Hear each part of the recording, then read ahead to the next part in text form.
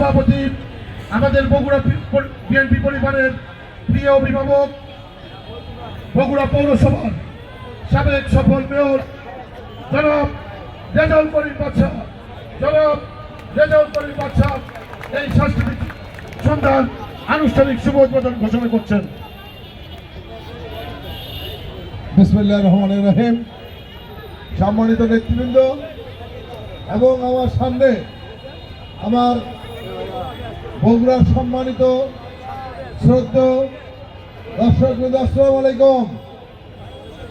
মহান বিজয় দিবস, আজকে 54 বছর পেরিয়ে আমরা এই বিজয় দিবস পালন করছি। 1971 সালে পাক হানাদার বাহিনীর বিরুদ্ধে বৈষম্যের কারণেই সেদিন আমরা যুদ্ধ করেছিলাম। 30 লক্ষ শহীদের রক্তের মধ্যে 2 লক্ষ মানবের ইজ্জতের বিনিময় আমরা দেশ স্বাধীন করেছিলাম। কিন্তু 54 বছর আমরা এই বাংলাদেশে সেই বৈষম্য দূর করতে পারি নাই। আবারও অগাধ বিপ্লব, বৈষম্যের কারণেই আবারও একটি বিপ্লব হয়েছে। ছাত্র জনতার শহীদের মধ্যে রক্তের বিনিময় আমরা একটি নতুন বাংলাদেশ পেয়েছি। আবার সেই নতুন বাংলাদেশে দাঁড়িয়ে আপনাদেরকে সকলকে মহান বিজয় দিবসের শুভেচ্ছা জানাচ্ছি। সম্মানিত বগুড়াবাসী, এই বগুড়া হল মহান স্বাধীনতা যুদ্ধের ঘোষক, বীর মুক্তিযোদ্ধা, বীরোত্তম শহীদ রাষ্ট্রপতি জিয়াউর রহমানের এই মাটি বগুড়া। বিএনপির ভারপ্রাপ্ত চেয়ারম্যান, বাংলাদেশের সবচেয়ে প্রিয় নেতা এখন তারেক রহমানের জন্মভূমি এই বগুড়া। এবং এই বগুড়া থেকে যিনি বারবার নির্বাচন করে 3 বার বাংলাদেশের সফল প্রধানমন্ত্রী হয়েছেন, বিএনপির চেয়ারপারসন দেশনেত্রী বেগম খালেদা জিয়ার এই বগুড়া। সেই বগুড়া থেকে আপনাদেরকে সকলকে এই শুভ সন্ধ্যা।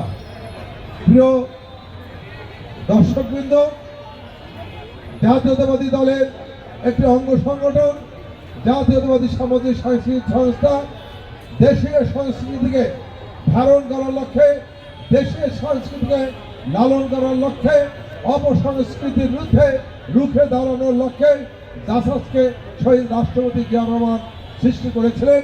সেই জাসাসের পরিবেশনায় আজকে কিছুক্ষণ আপনাদের আমাদের জাসাসের সঙ্গীত শিল্পীরা, জাসাসের শিল্পীরা আনন্দ দিবে, আপনারা তাদেরকে সহযোগিতা করবেন। আমি আজকের এই বিজয় দিবসে বলতে চাই, বারে বারে আমরা এদেশের জনগণের কাছে আমরা যাই, জনগণের মাধ্যমে আমরা সকল স্বৈরাচারের বিরুদ্ধে আমরা আন্দোলনে ঝাঁপিয়ে পড়ি।